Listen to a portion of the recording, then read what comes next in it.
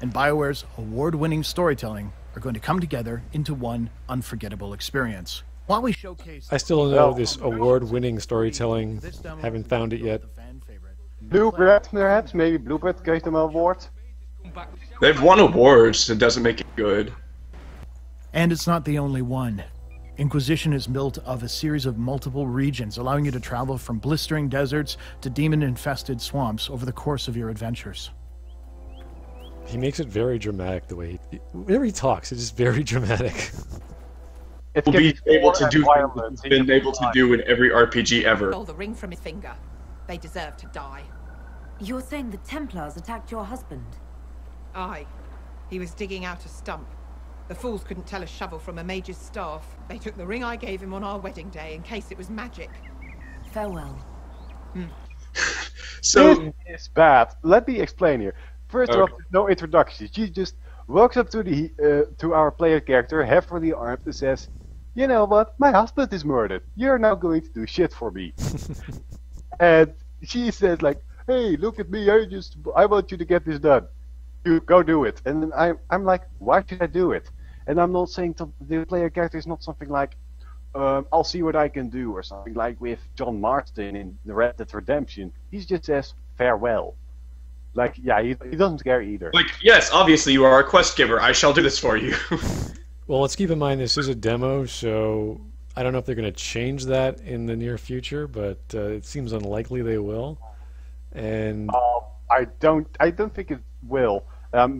We all remember Mass Effect 3's epic side quest where we just heard people talk and then we just jumped the entire galaxy to get stuff they wanted. Then that's true, yes. We jump back to them, so I don't think they will. This location, as you've just heard... But you told me, Stephen, that this figure is actually a holy figure, so it's kind of weird that they're just like sitting there like, "Yo, do this for me, because you're the protagonist. Go now. I'm not going to stand up. Just go do it." Threat. We wanted to make sure that you were a part of it. He says we are not a part of it, but if you're the protagonist, you are supposed to be a part of it, right? We're fighting some wildlife here. Looks like a giant bear.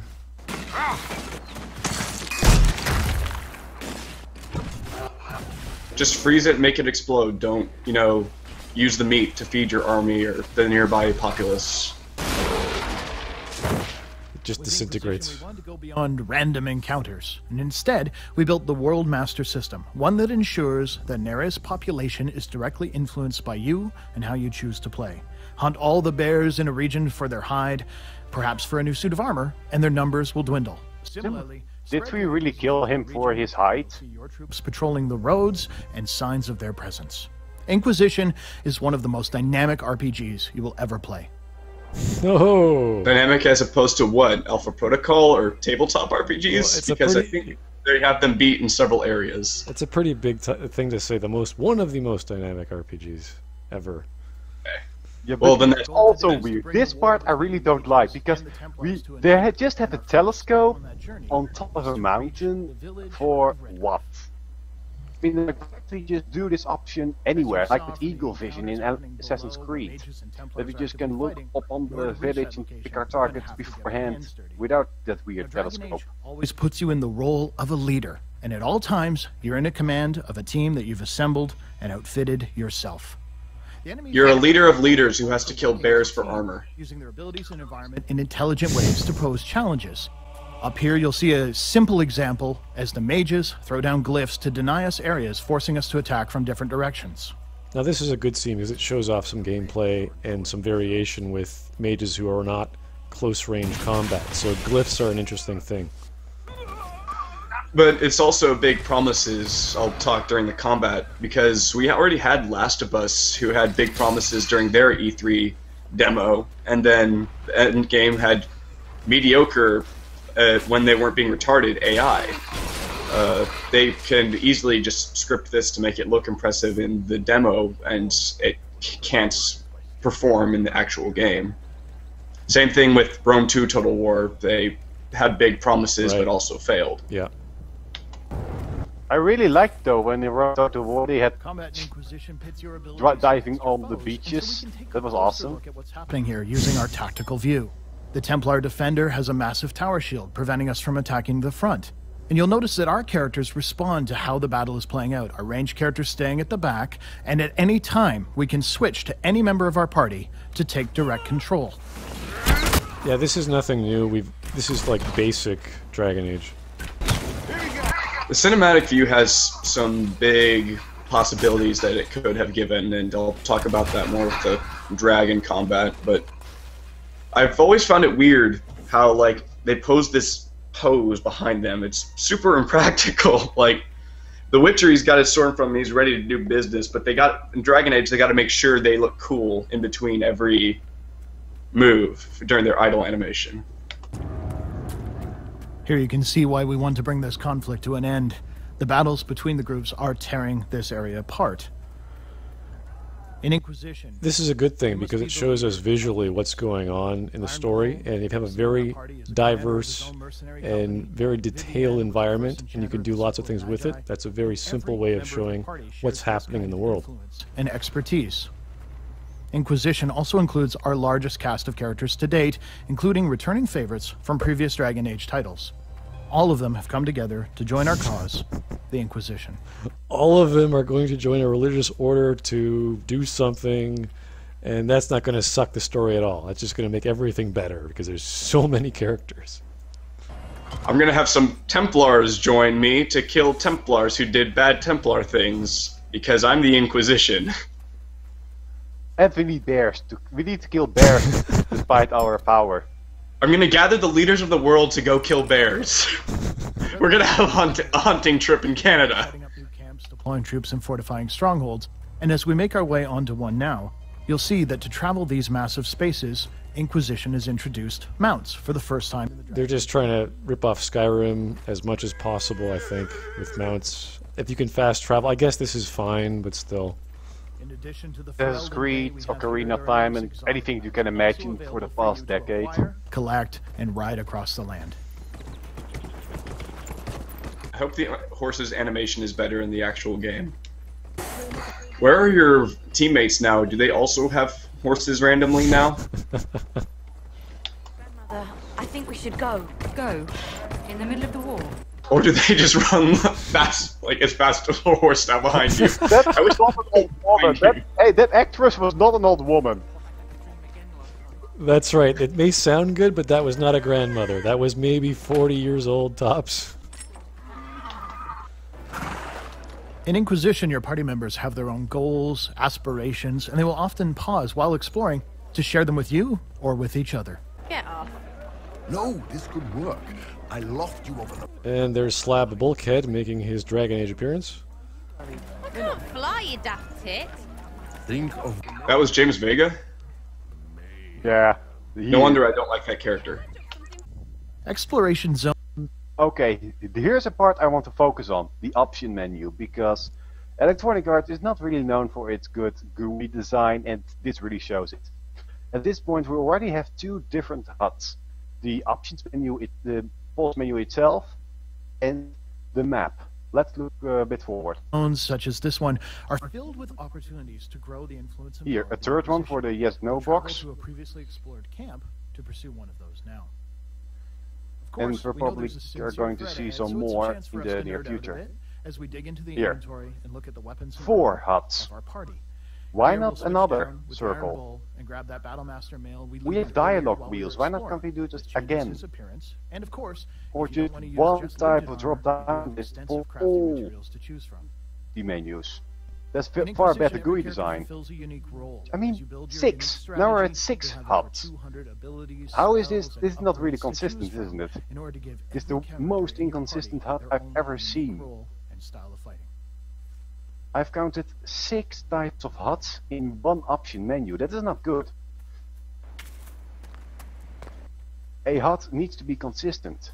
If you're having a power wheel type like in the main pause menu, then have that for everything. That is basic UX design. So, Steven, can you explain to me this? I can't remember even what your response was. Are dragons like big beasts that have no brains? Are they like programmed to kill humans, or are they like smart things that just kill things? What are they? In comparison to Skyrim, like Skyrim, the dragons actually communicate through their shouts, and that's how you get your powers, because they're actually having a vocal battle with certain words they use that cause fire or whatever. And they're just giant creatures.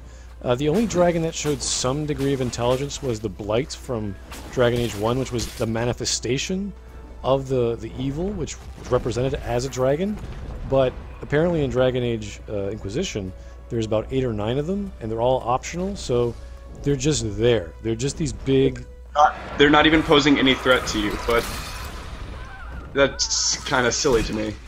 Something like, they don't pose any threat to you. You just go into their home and slay them, because reasons.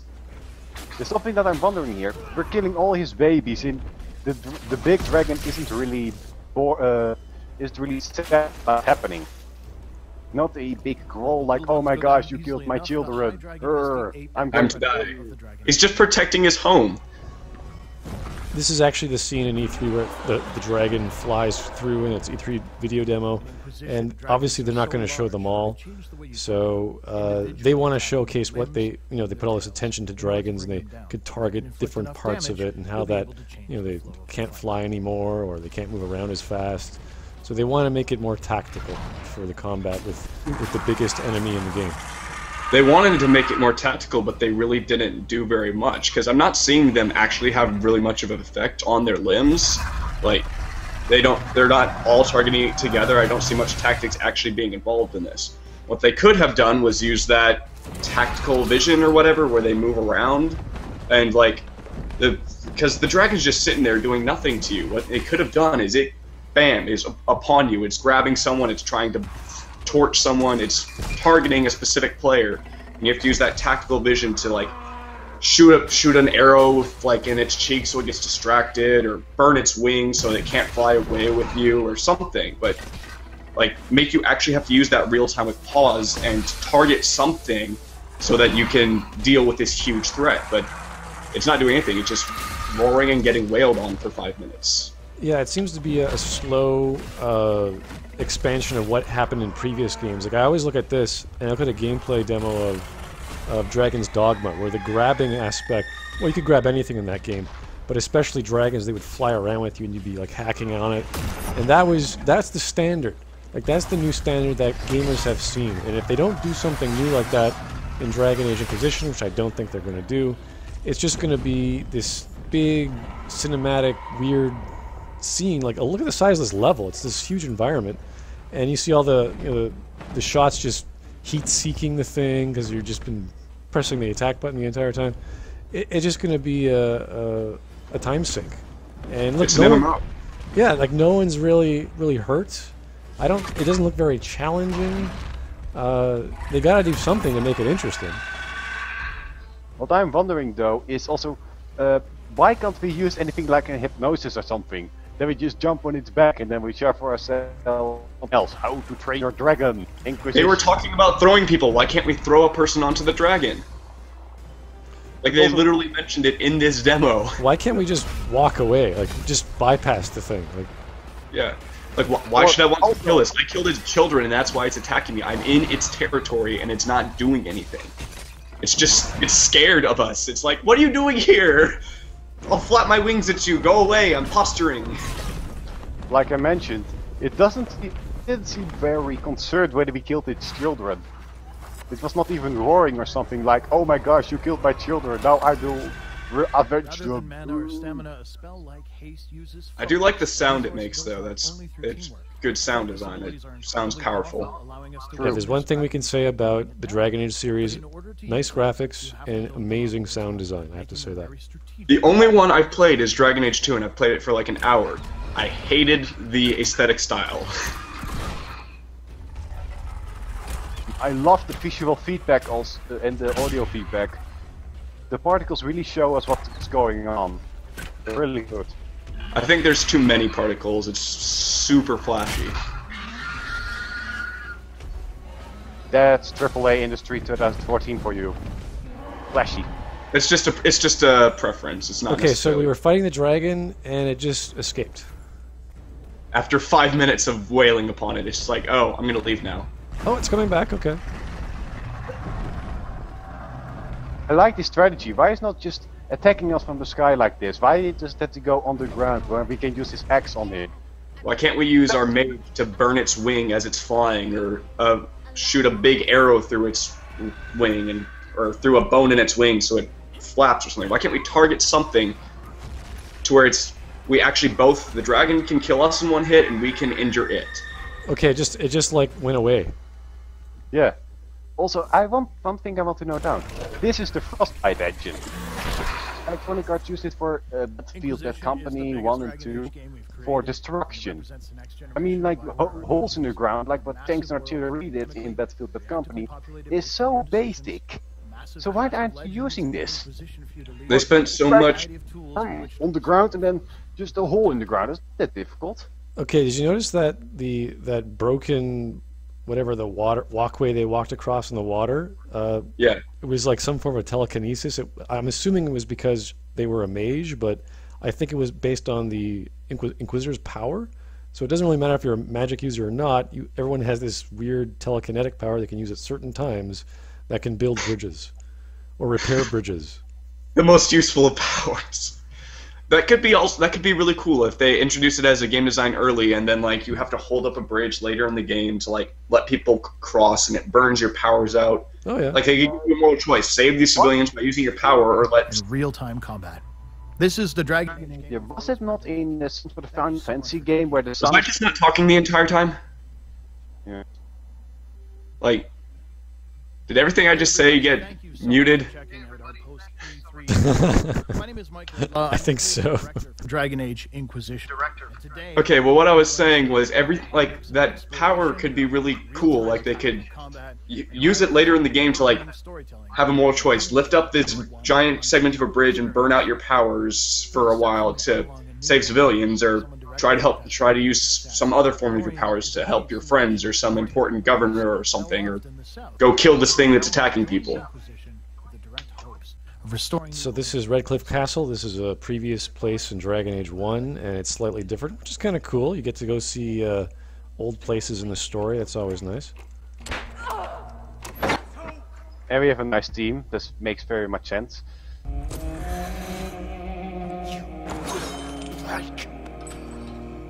will die first.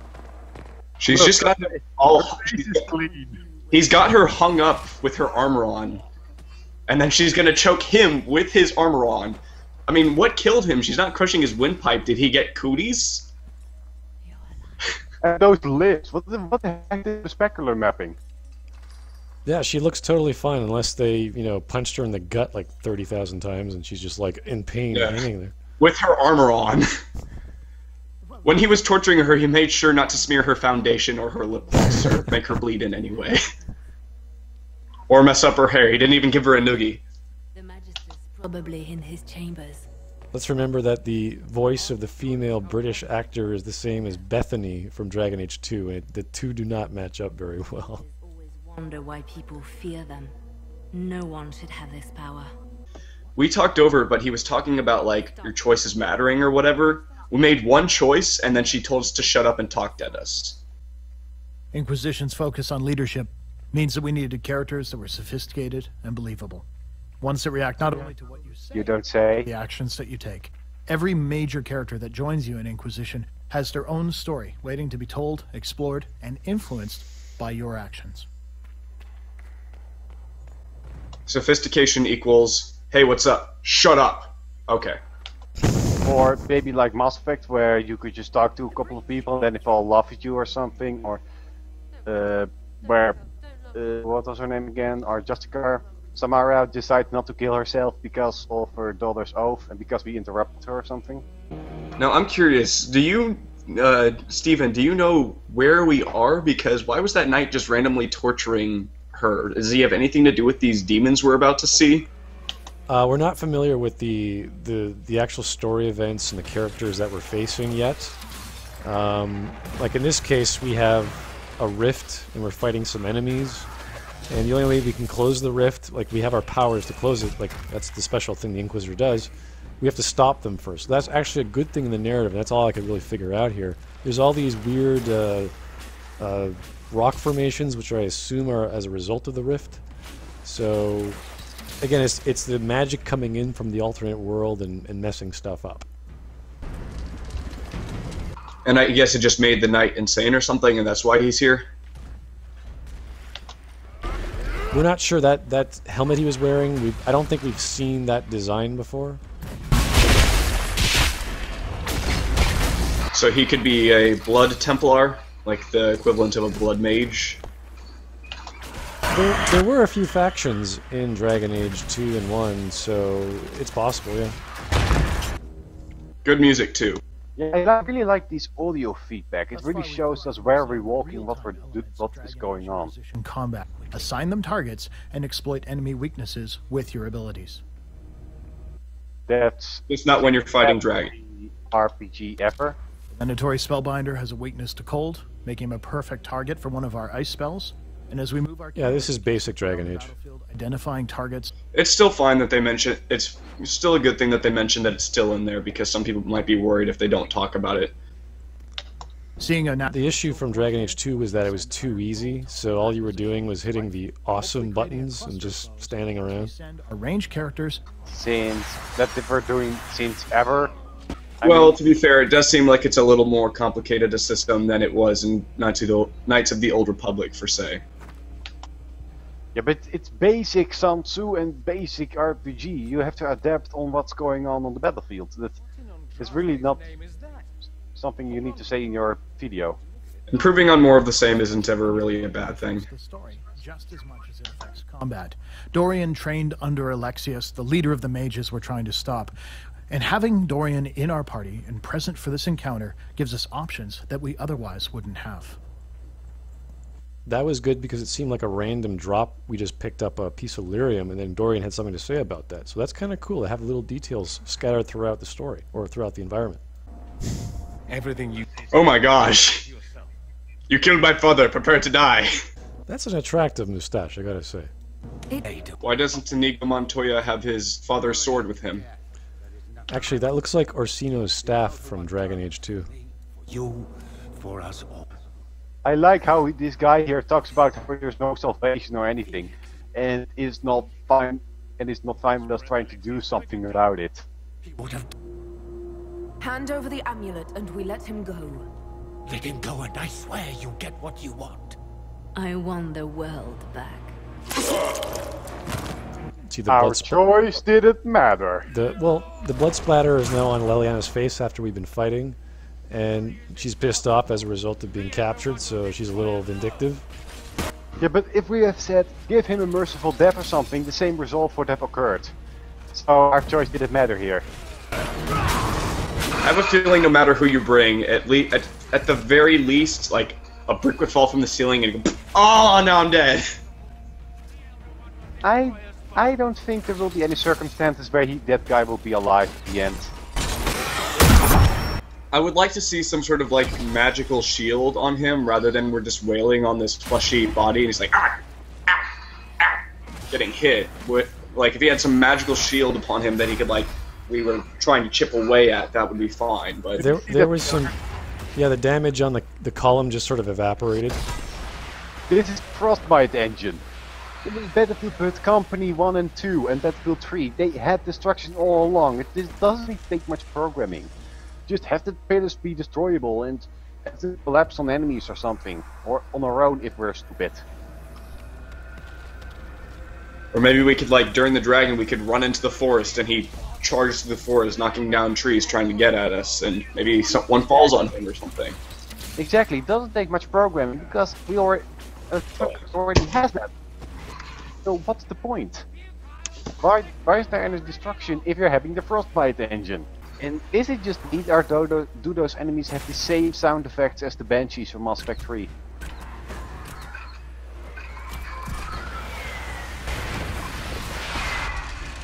It's not just you. This reminds me of Kai Lang capturing that Prothean VI on Tessia. Possible. The Elder One will destroy us both. If we weren't talking, that guy would have said that same voice sample like 6 times now. Felix long ago. But he killed my father, so, you know, he had to. I know you cared for him. Once he was a man to whom I could... It sounds like Bethany. It just does not match up the face. I think it's the same one. I imagine her having a more gruff voice because she's this big monster lady. The spell he used, and I should be able to reopen the rift. That's the problem with you have all these voice actors throughout a series, and you recognize them. You're like, hey, that's the attractive young sister of yours, and then she's like this giant Canary woman. Also with the grandmother from earlier. Yeah. That's like if this blonde chick with the bangs had the same voice as like Kreia from Knights of the Old Republic 2. You have as much time as I have Aaron. Now what's happening here is they're going through a cutscene, and they're actually trying to explain why we can't fight. So two guys are going off to fight in the front, so they're going to lock the door behind them, and then Liliana's going to get her chance to shine, while we, the central character here who has control of the rifts, are conducting a spell with our Durian guy, and he's going to try and close the rift or something. Guide me. Which could have been playable. You could have taken control of the 3 people and held that as long as you can, but obviously we don't expect to last for an hour, like the narrative says it would have. And here we see her whacking armored dudes with a wooden bow. If you step through that portal, horses will become humans, and dragons will become dogs. This is the dragon. And if you notice there, the Inquisitor has her power on the left hand, and in the box art it's on the right hand. This is not a big deal. It's the same issue with Mass Effect 3. You see the box art with Shepard. He has the Omni Blade on his left arm. In the game it's on his right. This is not a big deal. It's just a little inconsistency. Isn't this weird that these games, RPGs, are always about the fate of the world, yada yada yada, hangs with you. Why not something like you and a couple of other people? So it's something like you're reliant on yourself and your own characters, and you sometimes need to give a boost or a motivational speech to your own leader, so you would succeed. Something like that. Okay, let's actually look at the posting that was on Eurogamer, and we'll just quickly go through it just to see what other things are included in the game that they've talked about. I don't think I still have that, but can you send me a... Sure, let me just send that to you, and I'll just start...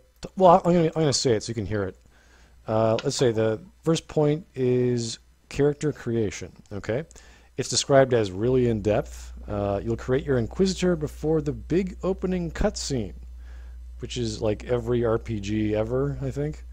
I want you to create your character after the game is already finished. Yeah. Well, in Mass Effect 2, you created your character after the Normandy was blown up. Oh yeah, after you die. Yeah. Which could have been good. It could have been good. Okay, that's a whole other issue which I've exhausted myself on talking about. Let's go to the next. Can change inner and outer iris colors. Who actually cares for this? The color? I want rainbow colors in my eyes. I'm not opposed to that. Can you say You're talking why? to a guy who enjoys The Sims. I'm sorry.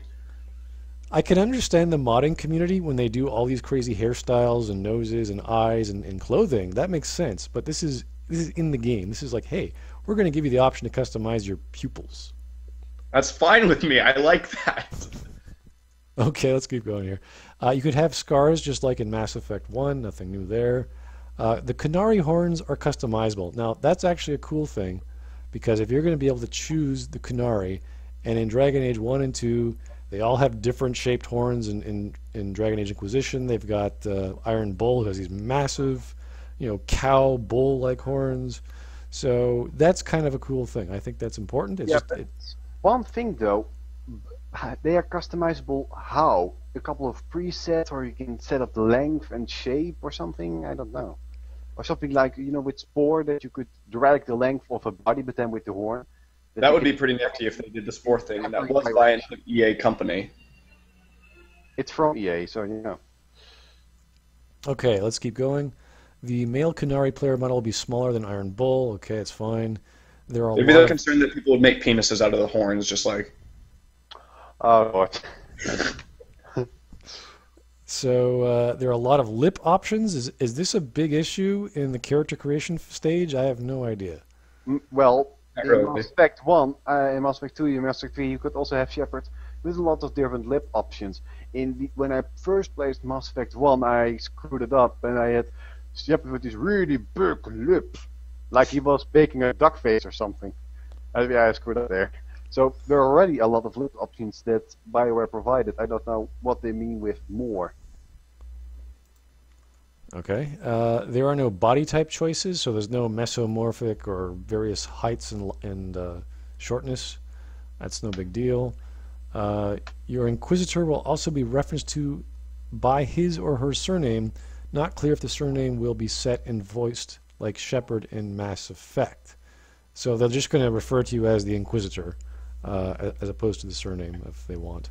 They can do lots of things. It's not a big deal. It's like Hawk in Dragon Age 2, or the Champion, a title, a name, whatever. It's fine. Yeah, one thing though, they say like your Inquisitor will be referred to by his or her name, but where? In the cutscenes, or is he just shout in gameplay like you're being taken down something, and then they shout, "Oh my goodness, surname," and that's about it. They could have some presets. They could have some basic, 5 or 6. So every voice actor does a variation of their line with the surname. That's possible. It wouldn't take too much time. It would take a fair bit of time. Yeah. Also about implementing, you would get bugs that some are switched up or something.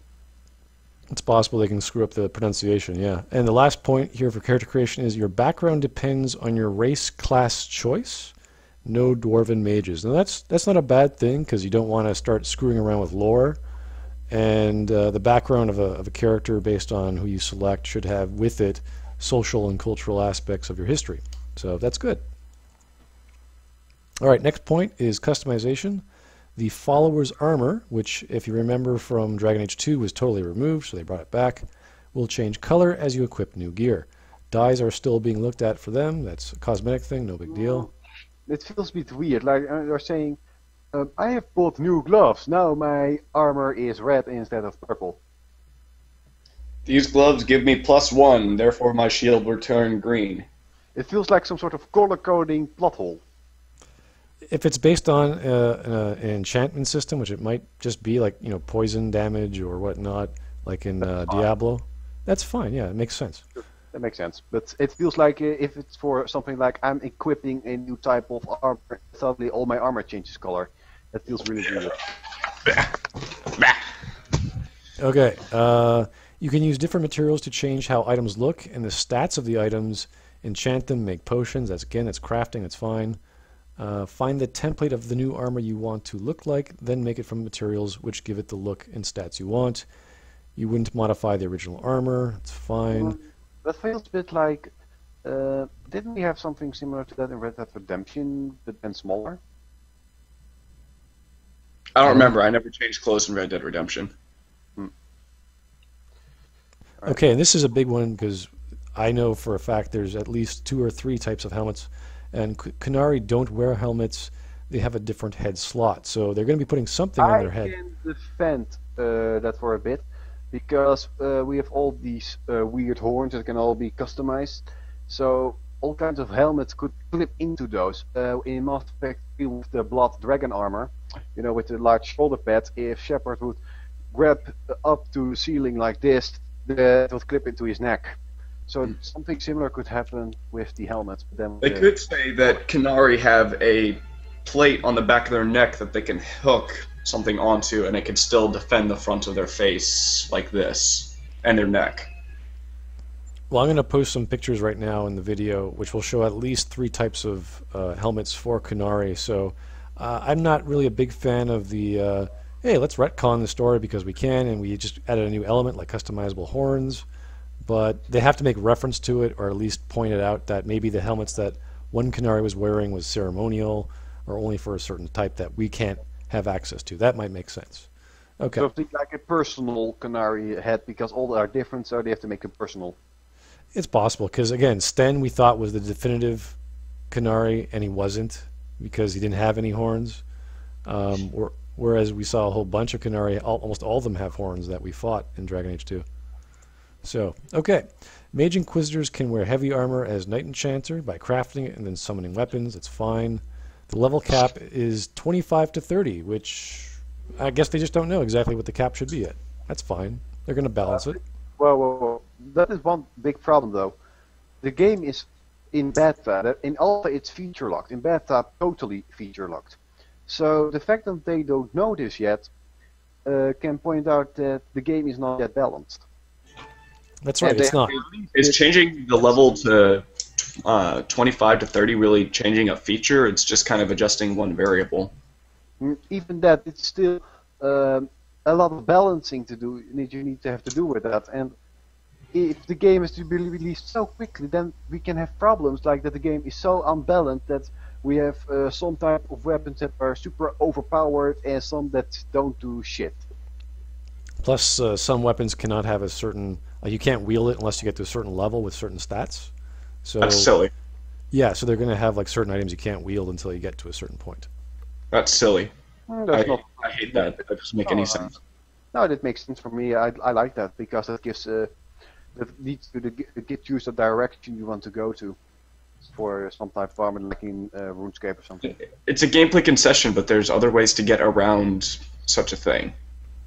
It doesn't make any sense within the world. Like, this sword is too fancy for you. You're like the commander of the world, but you need to get slightly better to get a slightly fancier sword. Brent, muscles. If for armor, it makes total sense because if you need the strength of like let's say 25 before you can wear a specific type of armor, because you are not strong enough or something. That makes total sense. Okay, that's strength. That's different. This is talking about getting a different level. Levels are not necessarily strength. Or with a bow that, like say, you need some. This bow is very advanced or something, and in order to know how to wield it, you need to have enough experience with it, and thus therefore the level. Yeah, that's fine with lightsabers, but not with a slightly different sword. Well, some swords are differently shaped, and you need to know how to handle them. So then the level is totally fine again. You're stretching, Lucas. Let's move on. Okay, let's keep going, guys. There are 3 specializations for each class, and the specializations can affect moments in the story. That's good. That's a good thing. That's like in Mass Effect 3 with the Omega DLC. The engineer class had the class-based interrupt. So that's a very good thing. Yeah, but I'm asking though, if can it be purely cosmetic, like I'm shooting a arrow or I'm shooting a lightning bolt or something instead because I have that class, or does it really affect the story? Even if it's just oh my goodness, I have only a sword, so shit, this is going to fail or something. You can pick up a rock, just like, ah! I'm a soldier because I picked a useless class. Get down, your dragon! I will throw a rock at you in my cinematic.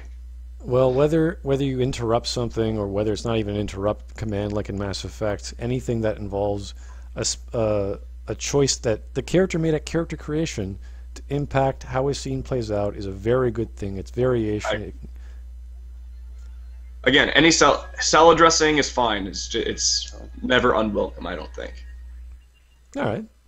Okay, and there's specializations, the Knight Enchanter, the Necromancer, Rift Mage, Artificer, Assassin. These are all on the website if you want to check them out. I don't think they're all detailed yet, but they're there if you want to read them. That's fine. I'll have to play Dragon Age Origins before I play this game. Yeah, that's a good idea. I'd say Origins would be the first game you should play in the entire series before you get to 3. I have it, I just haven't touched it yet. Right now I'm on The Witcher. Oh, well, there's a whole other ball game. Okay, great. Loot. There will be color-coded loot according to rarity. That for me that feels really bad, because doesn't that destroy the entire point of exploration? Like, you can just see from a far distance the color and you're like, oh, I don't give a shit, let's move on, instead of letting the player explore, look for chests, then open them, and then be released. You have something nice, or like, oh shit, this is crap, I'll just leave it here, or I just take something to sell. You guys and I disagree on this. I think that they shouldn't even be having to sell loot in order to survive, because they're big leaders of leaders. They should have all the money they need just by gaining allies and influence and having all that stuff, rather than getting all the pants off the people that they just killed and selling it when they get back to town. Well, this is mostly a user interface issue because do we really want to appeal to the hardcore gamer who's going to try and discover every single thing along his journey?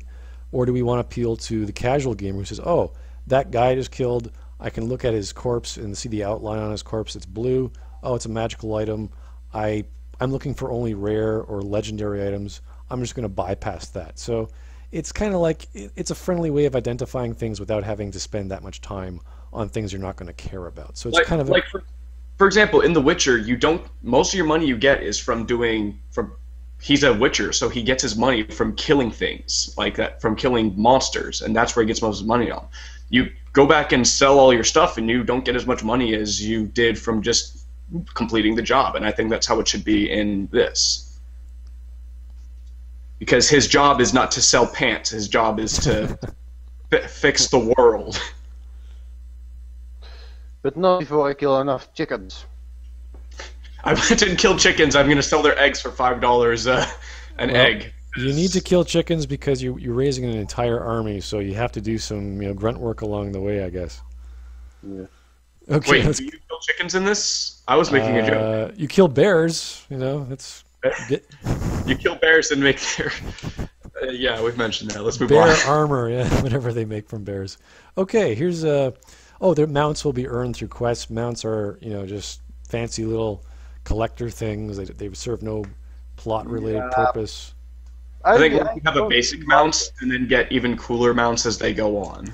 Yeah, the flying unicorn. Oh, sorry, there's no flying. There's no flying mounts. You just get the basic horses and whatever. You get like some Komodo dragon that you can ride eventually or something, but start off with like a donkey or something. I don't know. I like it when. I really want a game in which we have some sort of in the narrative have a relation between the main character and his horse.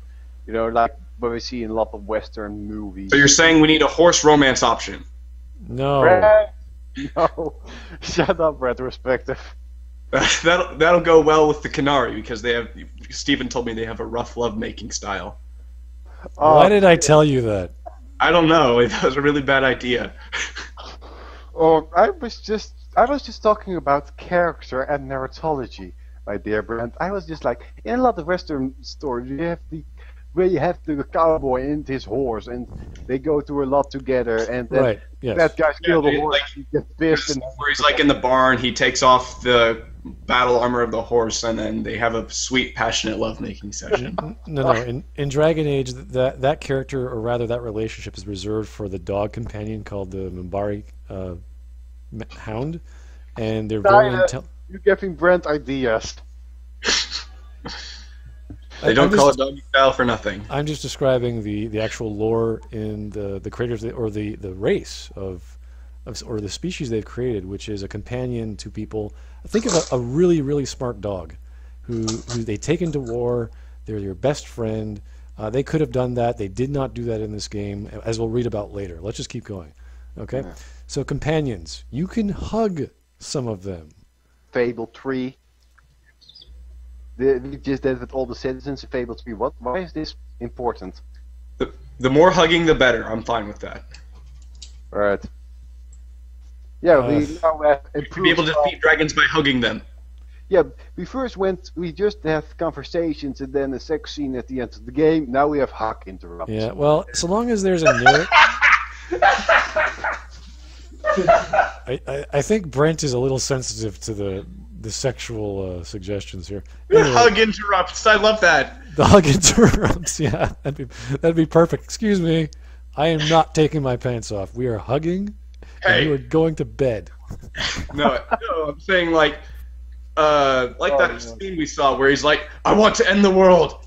Just hug it out, bro. Come on, come here. Hug. All right, let's move on. We're jabbering too much. Okay, major characters all track something similar to approval, but the system has changed to put more focus on what you are doing and what you say, instead of grinding by constantly giving them gifts, which was in Dragon Age 1.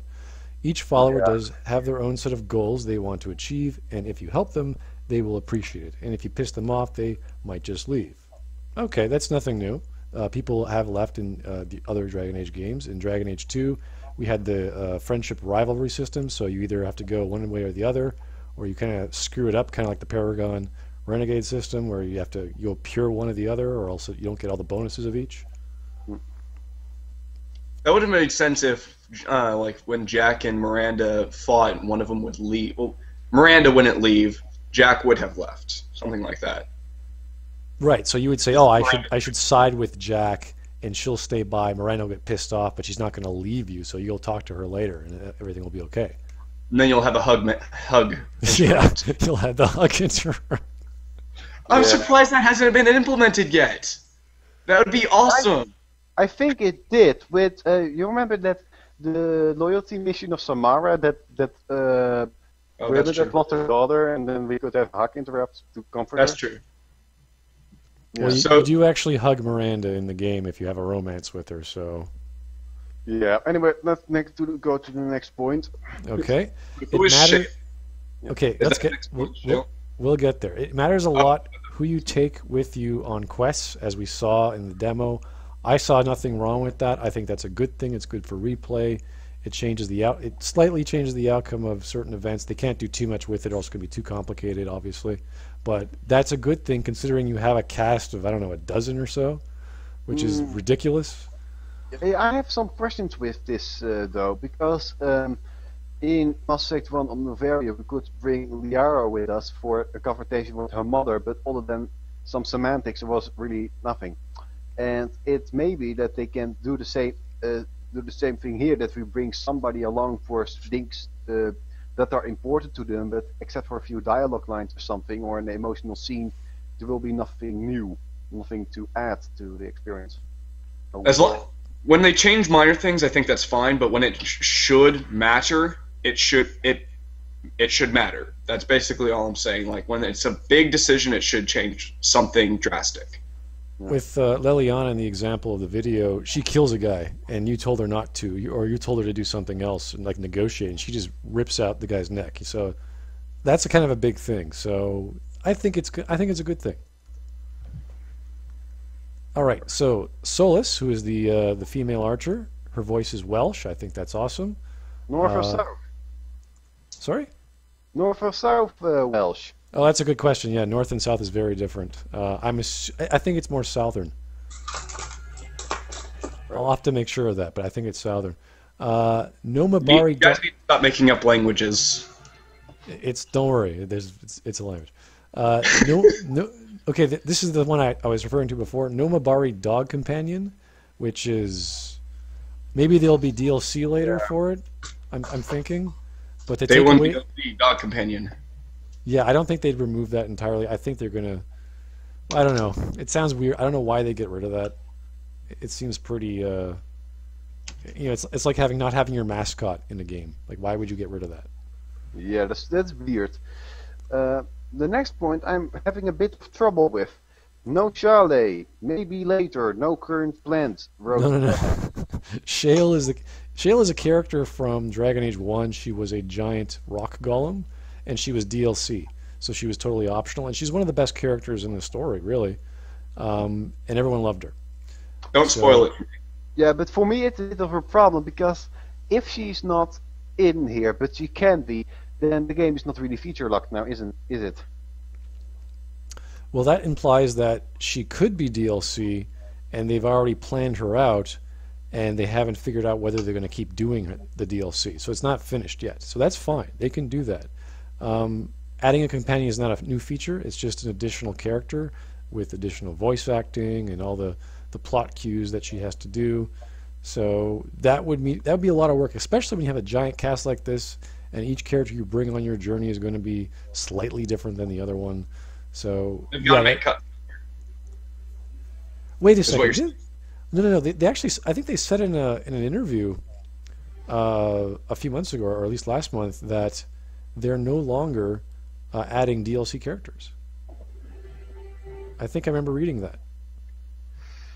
It's EA. It costs too much. Maybe I think they will add DLC characters. Really? Yeah. Well, what that could mean is that they've planned out all their DLC characters and they don't have any more. I don't know. It's possible. Okay, now we're going to voice actors. We'll just walk right through. This is pretty easy. There's a British and American option for both the male and female Inquisitors. It sounds like that's fine. I think that's cool. Yeah. the first milk and the British one is voiced by Harry Haddon Payton. Yeah. He's mostly TV series. He's played in Waking the Dead, Hotel Babylon, in Drifters, and this is his first video game. So I'm not uncertain whether he's good enough or not for voice acting. The second one is John Curry. He's the American guy. He played in a lot of video games, but he only did additional voices, except for Murder Soul Suspect. But other than that, he just did a lot of additional voices, like in Star Wars: The Old Republic, Last of Us, right, Batman: Arkham Origins, and Final Fantasy 13. The female Inquisitor can be played by Alex Wilton Regan, who's British. She did Samantha Trainer in Mass Effect. She's also in a lot of other games. The Night of the Rabbit, or whatever that is, in Goodbye Deponia, that is some sort of anime game. Okay. And yeah, this is her first big role, so it seems. But she was also in The Last of Us, where she played Callista. And then you have Sumali Montano. I think that's how you pronounce her name. She's the American female. She played in Transformers, Days of Our Lives, The Amazing Spider-Man 2. And she played Whitney Chung. She also was in Elder Scrolls Online. She was a red guard or something in Diablo 3, Call of Duty Ghosts, more Transformers, additional voices in The Last of Us, more Transformers. Well, we know her from the voice of the female Turian in the Omega DLC for Mass Effect 3. Naryn Condors. I found it here. Okay, all right. Well, and she also played Shane Dixon in Call of Duty Arrested Cartel. That is very interesting. I liked her voice. Is that everything for voice acting, though? Yeah. That's all the points we had to cover? Well, all the interesting parts. Everything else is kind of like, who cares? Now, here's a big one for a lot of people, even though I probably don't know too many of them, but this is the romance section. And they say there are 8 romances you can have. And 2 have racial preferences, which means some of the people you want to romance will only accept you if you chose a certain race. And that's racist. That is exactly racist, but it's totally normal. Yeah. There's nothing wrong. I'm going to sue them because racism is bad and they are implying that racism is good. And they're not being politically correct enough. Yeah, please, Canada. Please bow down to our every whim, Canada. Multicultural up the ass. That's us. All right. I should be able to have sex with my dog. The next point I'm having a big problem with. They're saying there will be romance scenes, but not necessarily just focused on sex. Well, in Mass Effect we had a lot of conversations that then before the end of sex happened. So is it the same, or do we have some sort of like in-mission interaction that they're talking about how we were almost killed and then, oh my goodness, I didn't want to lose you or something? Because think of Mass Effect. They had Samara was not necessarily focused on sex. That could be exactly what they mean. Yeah, well, that can be, but it feels like it's just saying, yeah, there will also be some conversations. That's what it feels like. I think that's fine. If they want to make that statement, I like to see them prove it, because we all know how ridiculous Dragon Age 2 was. And I do. You will if you ever play it. Okay, so there will be at least one romance option outside of the Inquisition. Who cares? One will be Lady Josephine Montillier, a.k.a. Scribbles, who's by... Is that the person who they're referring to in the previous point? I think so, yeah. It's like, hey, by the way, there's another option. Oh, yeah, that's her. Yeah, she's right there. Thanks for giving that away. So, and she's bisexual. Yes, okay, combat.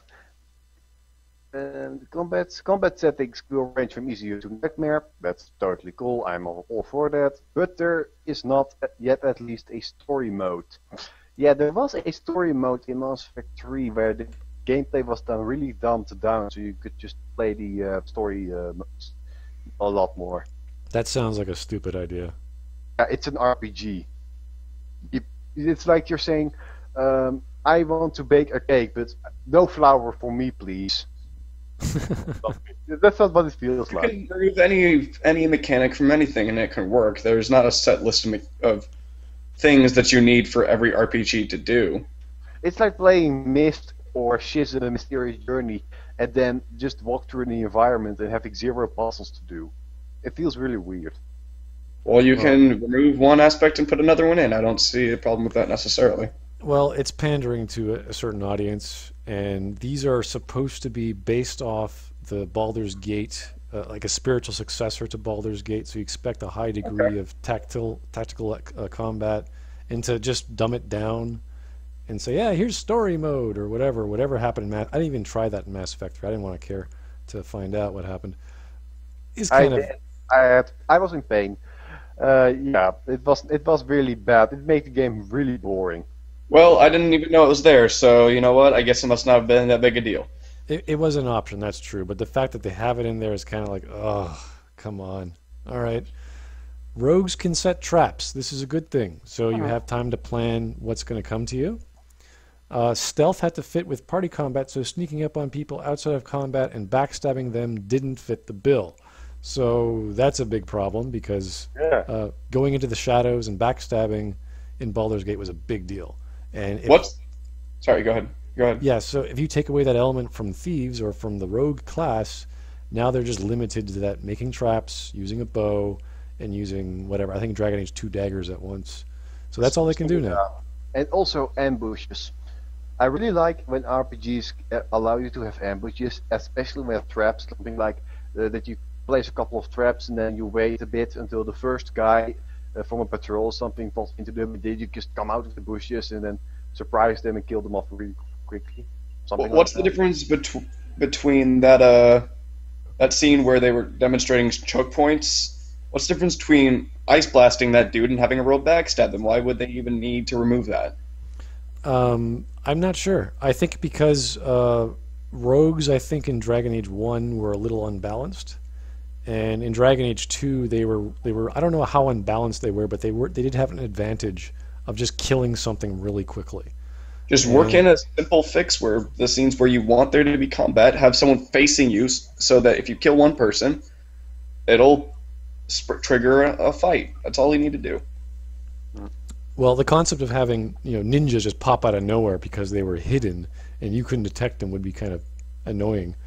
But that's within the system, so if you can do it, the enemies can do it, and that's what happened a lot in some of these Infinity Engine games, where anyone who is a rogue or a thief could sneak and hide and backstab, and that's kind of like par for Dungeons and Dragons style games. Right. So they got rid of that, which is kind of bad. So no flailing with fists if you don't have a weapon. Yeah. If they're pointing at, you can pick up a rock or a stick or whatever, then it's fine by me. But otherwise, it feels like you have no weapon. You are you're just a body. You can't attack.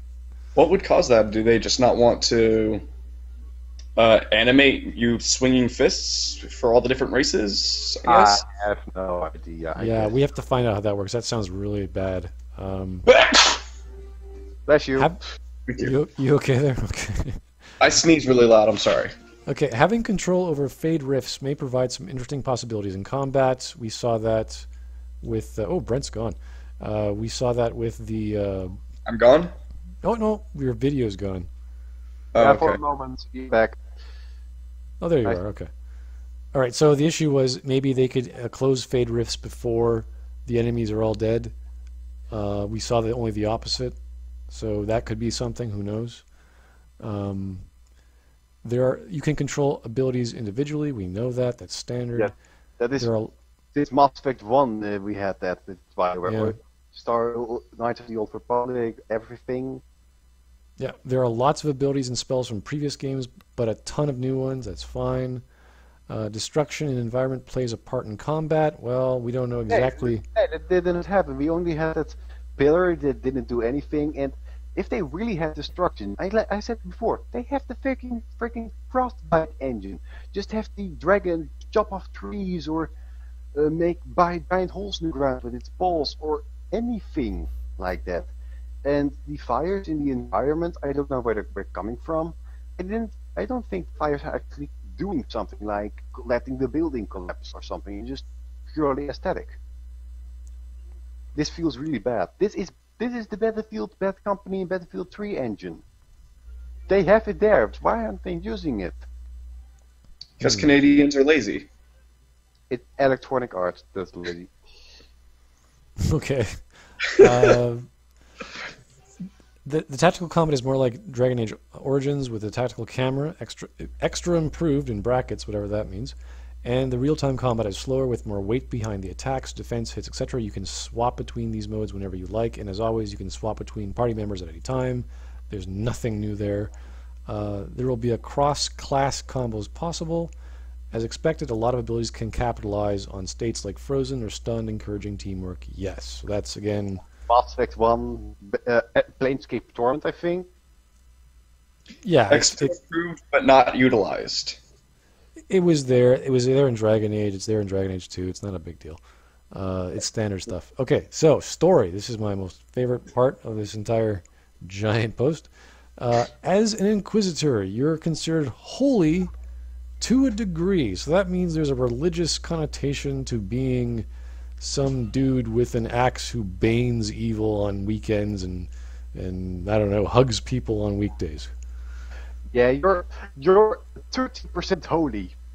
Yeah, +4 to nice guy or You're shiny. now 2% because you killed that old woman or something. Well, if there's a theme of religion or some aspect of being religion, like we saw in the demo, how the mage who was getting attacked, he was like, the mighty Inquisition, blah, blah, blah, finally coming to kill me. That's good. That shows that you're not the nice guy. Yeah. I have a thing, like, they could easily replace the stupid Paragon points or whatever with, where, like, you need to have a certain amount of points to have your interrupt or whatever. They could easily replace that with something like Red Dead Redemption's fame. Like, you can be infamous or famous for being evil, and it would actually make literary sense, so that's good. Yep. True. Yeah, Red Dead Redemption, you had like that you were so famous or something or honored that people wouldn't mind if you stole their horse, except if they were sitting on it. They wouldn't come after you, but it's only at a very high level. Okay, so the next point is, but how the Chantry, the world's religious organization, regards you after you walk out of a Fade Rift, BioWare doesn't want to say. A major plot point. Who knows? Or maybe just not put in there. It's BioWare. Yeah, it could be anything pointless. Okay. Also, I think the best villains are the ones you can relate to. Yes, thank you very much. Screenwriting 101. I disagree with that. If I'm fighting Satan, I don't want to relate to him. Like, it depends on who it is. If it's a human, I want them to be in some way relatable. But if it's like Satan or some big evil demon monster man, I think it's fine if they're just evil. That's fine with me. But also, it doesn't say anything about the depth of those characters. Remember Telefasir from the Shadow Broker DLC? We could relate to her because she was a copycat of Shepard. Oh, yeah. That's the only reason we could relate to her. She was just the exact same. She was just a specter doing stuff in the galaxy, and we killed her because she was standing in our way. We could relate to her, but she had no character. So, yeah. So it doesn't say anything about how well developed the villains are. Well, let's keep in mind that Shepard really had no character, so to have a character we can relate to, even on some level next to Shepard, is pretty impressive. As for the Inquisitor, I don't know. I really don't know what kind of character this guy's going to have, whether he's going to change.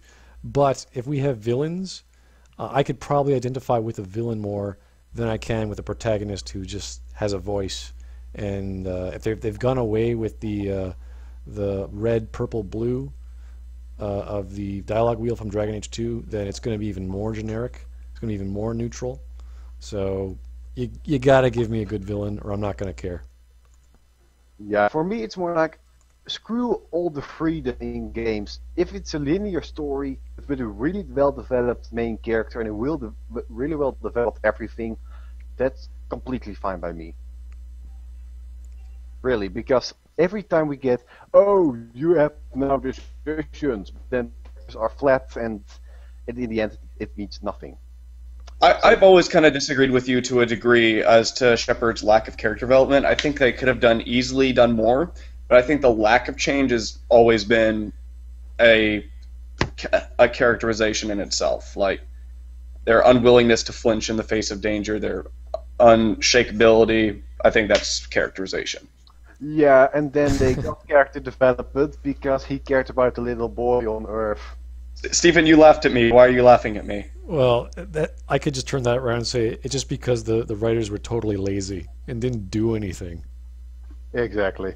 It's Mac Walters. It's not something really special. It happened in Mass Effect 1 before Mac Walters was even in charge. Ah, poor Drew. I feel really bad for him. Okay, let's continue on here. Okay. Let's do that. You'll see a lot of Morrigan in Inquisition and About Bloody Time. You can judge people in the world. I like that idea. You can judge people. You can you are dead in the name of the Inquisition and you must die.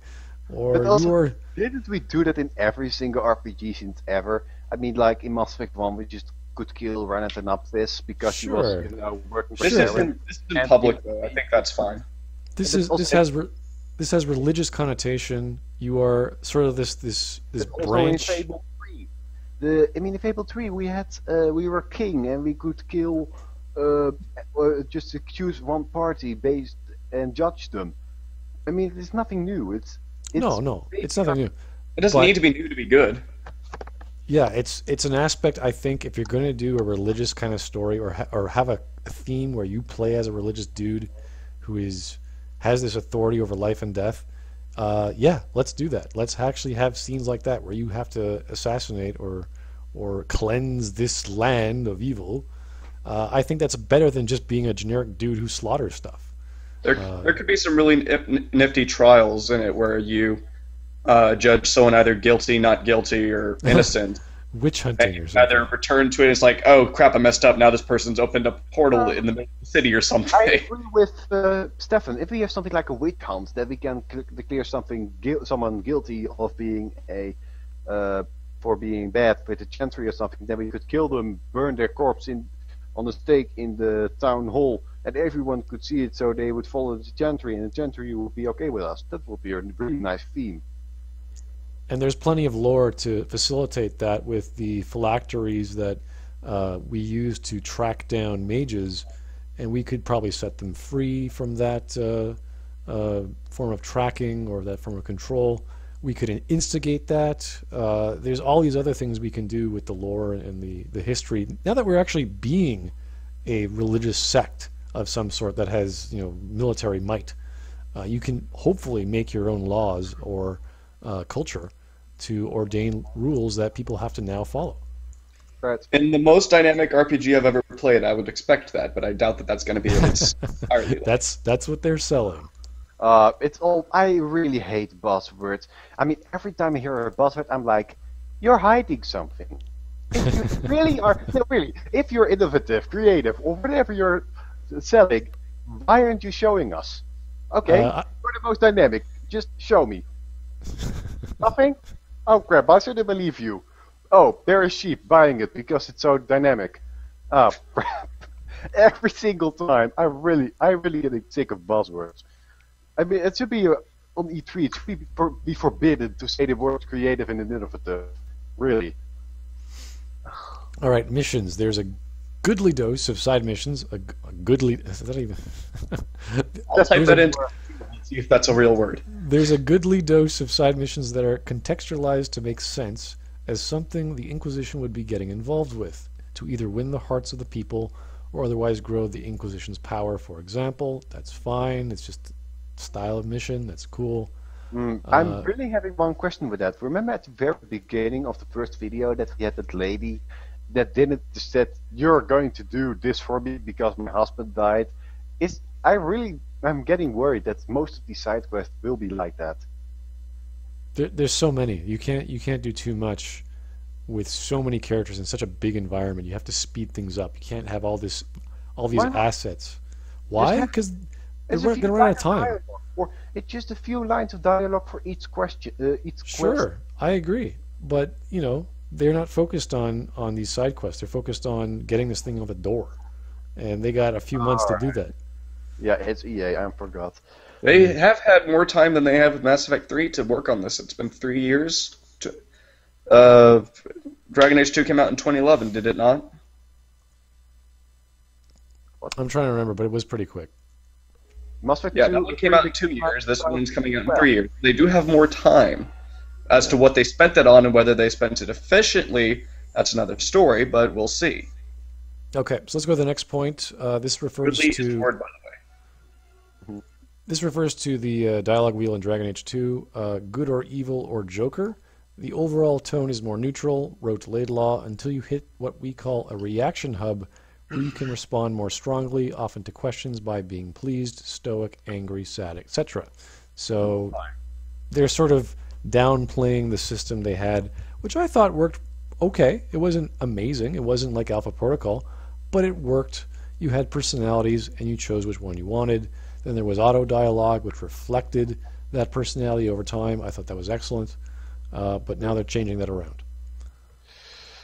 It doesn't have to be bad, I think. I mean, like, if it's the same thing, but with more options, then it can still be reflected. It's more difficult to do, though. We'll see how it worked out. Okay, so here we have a map. I don't know if this is important if we want to go through this, but it allows custom plot markers. That's nothing new at all. Game design 101. Yeah, can choose which quest is active quest. Nothing new. There's a mini map. Thanks. Game design 101. Also. Thanks for the mini map. You'll experience snow and rain and dust storms. Okay, so there's weather. Wow, that's nice. I don't have a problem with that. I'm not as unimpressed with that as you are, but... Well, it's frostbite. They can't do... Like, they showed us that in the Mass Effect 4 demo. The time lapse. I'm like, okay, yeah, you can do particle physics. Great, cool. You can fast travel, but only to Inquisition camps. You set up and populated. Cool. Your Inquisition HQ is big, much bigger than any base you've had in Dragon Age games so far. Great. Alright, here I am with my challenges a bit, because first off, big doesn't mean good. If you buy a very big penthouse and it's all empty rooms, how are you going to do something there? It's just walk around a bit for the first time, you're like, why is there nothing to do here? And just in the rest of the game, you're just walking from mission to mission and only getting there because of plot points or something. With a lot of games, there is that problem with HQ, that there isn't a way for the player to do something there except for crafting bombs in Assassin's Creed Revelations, then talking to a crewmate in Mass Effect 1, 2, and 3. What I really want, though, is something like a way for the player to be really engaged in your own HQ for between missions for 15 minutes or so every single time. Just adding plot points and special things you can do there that really makes sense to the main gameplay there as well. For example, Sun Tzu says that you have to prepare for every battle, make calculations. If there are a lot of plot points before main missions that you can just go to the library and then you talk with your crewmates about the upcoming mission, the possible enemies, and how to counter them. So you have some basic idea of what is coming, what is going on, how to deal with it. It's, let's say, in an RPG, you remove the codex, like with Mass Effect. You remove it, and then you have the library in your own HQ, where you go between missions to look up information that can help you. That's interesting, because you're taking what's to the player, the codex, which is the lore of the story, and actually dumping it into the world that you're experiencing. So, sorry. Yeah, what you want to do is, I think what Lucas is trying to say is that he wants to have more narrative exposition in between gameplay, because it's really hard to do it during gameplay. So why not have a whole bunch, the 10-15 minute thing where you have characters talk about what's going on, related to gameplay. Maybe in the future you plan out strategy. That would be a slightly different game, though, than what we're getting in the Dragon Age series, because then you're talking about more strategy, so more RTS style things, what kind of units you should deploy, maybe what kind of equipment to put on. That could work. So that is interesting. Yeah, to have a war room as well, like the Mass Effect 3 war room, except that you're now doing something there, and right. Of course the crafting, like a basement where a lot of you can craft your own stuff between missions. Yeah. Because all the So- bear hides. So you get all these bear hides, and then you're like, oh my god, I'm just gonna make this bear catapult. I can't wait to use it. You know. So wait, what were you were about to finish a sentence? What were you gonna say, Stephen? I'd like to go after you. That Lucas wants this narrative to work in the simplest way possible, is to provide exposition after gameplay and have it relate to gameplay, have it relate to a future strategy, that because he's basing it on war, because it's a story about war, but also have it to do with the characters' side stories, which I'm sure will happen, but just not the capacity so that you're really excited to go out and do these things. You can't wait to go out and fight, you can't wait to come back, and vice versa. So you're always like, ooh, this is going to be fun, this is going to be fun. A simple way without having to do any of that strategy stuff, which would be nice, but they don't necessarily have to do it, would be when you come back to your place, people are like rushing to see you. It's like, oh, good, he's finally back. Now I can tell him there's this going on in this part. Like, you don't even have to just have a journal like where someone pops like, hey, this happened in this corner. Like, get an email or something. People will be like, oh, good, you're back. There's this thing happening. We need to do this. Exactly. Monarch could come up to us. Your lordship. We've got this happening over the southern hills, and Big Canary, bad things happening, whatever. I don't know anything about the lore, but I'm saying this is about the feeling of actually being important to the safety of the world.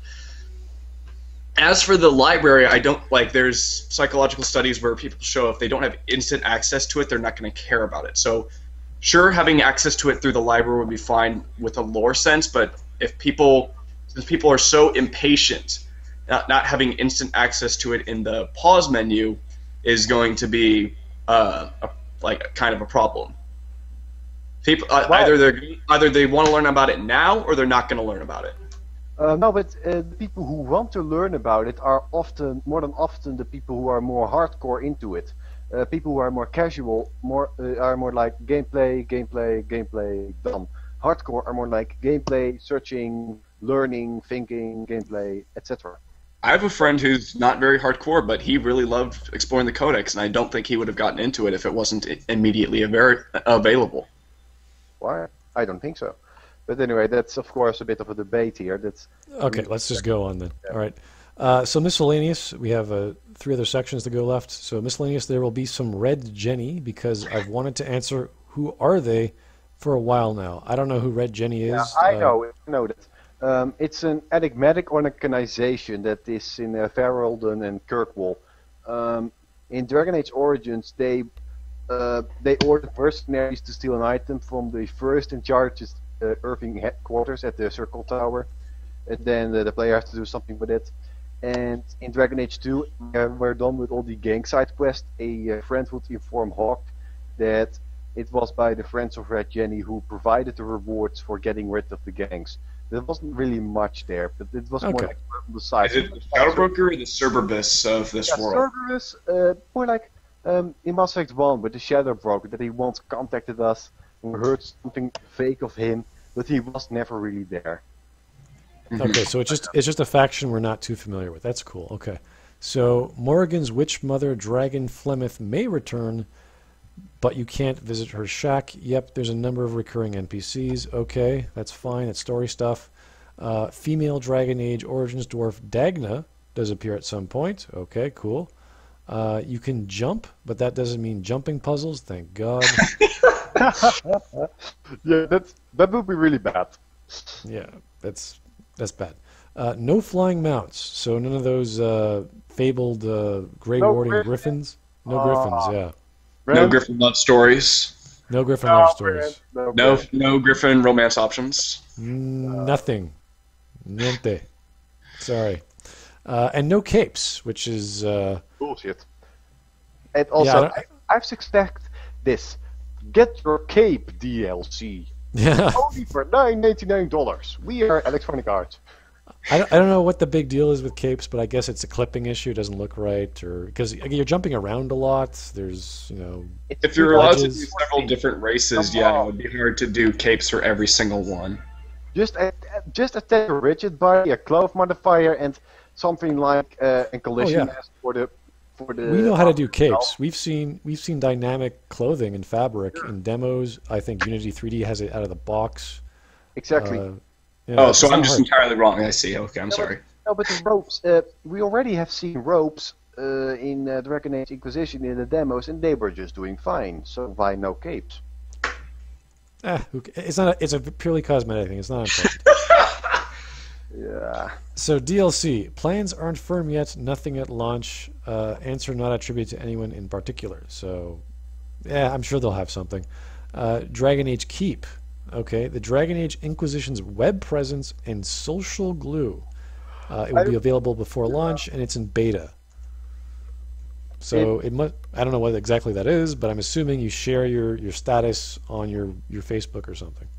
Mm-hmm. That is a bit of a problem because I'm having the idea that we're getting this Mass Effect Facebook page where you just have all this weird fan crap that you can buy for hundreds of dollars or something. I don't know about that. Yeah, that would be really bad. Here are your stats, and here is this really cool plushie of this Griffin. Buy it now for $100 or something. If they want to do that for people who want to buy that, I don't think there's anything necessarily wrong with that, but whatever. It will be annoying because you're uploading your stats and then you have all these stupid ads about... Are you even on Facebook? Why does it matter to you? I'm not on Facebook, you're right. Exactly, so shut up. Alright. Okay. So, the tool set. Definitely not at launch. We will continue to explore options, but there are significant challenges. So, no out-of-the-box level editor or customized in-game functions you can call to, I don't know, make your dynamic hair change whenever you want because you just uploaded a new model. So, yeah, sorry. Yeah, for me it's more. For me, there's also this big problem with the game itself about toolset, where to keep, etc. The game is in alpha since a month now. The game will be released in October. It has to be gold before that. Yeah. So at this point, they're feature locked. I mean, like they're putting nothing more in about features, but they still have to go through a lot of balancing, as is shown with the level to 25 to 30, and QA. They could easily do a day one patch. Bug tracking, but fine with me. Day one patches are fine. Day one DLC, not so much. But the problem is, QA is so important. Bugs have to be really a lot. You have so many bugs in every single game. It's totally fine. Just fix them, the most of them before launch. And with Electronic Arts, Mass Effect 3, there were so many showstopper bugs. It's horrendous, even today. Battlefield 4, do I even have to start? Actually, let me retract my statement. Day one DLC is also fine. Depends on the situation. My prophecy now is when the game comes out, there will be overpowered weapons, a lot of overpowered weapons and weapons that don't do shit, so there's no balance, and so many bugs that people will make videos to make fun of them. You look like this conspiracy theorist. My prophecy is you see the dark and can't see your face. He's the one who always makes fun of Alex Jones, and he's acting like him. Oh, shut up. Oh, it is... Don't make me play with my beer cans. It's the Jews, I tell you! Give me the mic. What I'm really concerned about is, we know Electronic Arts, this happened before. There will be so many bugs in the game that people will complain again and still have not learned their lesson. And then you buy another game from Electronic Arts with more bugs. Really, Battlefield 4 showed us that in Battlefield 4 the game kept crashing the whole time. That's not normal. Right. Well, hopefully they'll have a more dedicated QA time. I think from the two videos, I was more impressed by the second video. They are doing what they originally wanted to do in Dragon Age 2, the Rise to Power. They wanted your hero to have a or they wouldn't tell you what Hawk's special ability was, but there was none. There was no ability. You had to discover that yourself. So now they're a bit more experienced. They've gotten better feedback from the fans. Thankfully, it's not going to be a bisexual orgy. There's going to be some controls on the world. Hopefully we're going to have a lot more conflict. We're going to get Morrigan back because she was the most important character in the first game. So it's good to have a lot better focus and a lot better technology going because the game looks great. It sounds fantastic. The game looks great. I loved a lot of the foliage, but indeed, like Brad said, the most of the stunning visuals were just particles. Yes, a lot of particles, and I think there was a bit too much. Yeah, the animation doesn't feel really epic. The whole animation, it's there, but it's more like the basic game design 101 animations. I think Steven put it best that it looked like an MMO, but what were you going to say? You were finishing a statement, I think, Steven. Yeah, it looks and sounds good. People are going to like it for that, and they focused on quality. I don't know how well they're going to fulfill that promise of doing quality, because they only have a certain amount of time, and it is an alpha. But yeah, no, I think it's going to be okay. I don't think it's going to blow me away. It's going to be slightly better than Dragon Age 2, which is not saying much. But you know, they're getting better as they're making these games. So Skyrim influence. How are they getting better? I thought that Dragon Age Origins was better than Dragon Age 2. Well, yes, it was for many reasons, but I would say mostly because of story. There's a lot of other aspects in Dragon Age 2 that just did not work gameplay-wise and what have you. But again, what they wanted to do in Dragon Age 2, they're sort of trying to now make up for that, and what they intended to do is now happening in Dragon Age Inquisition, at least from my opinion. Yeah.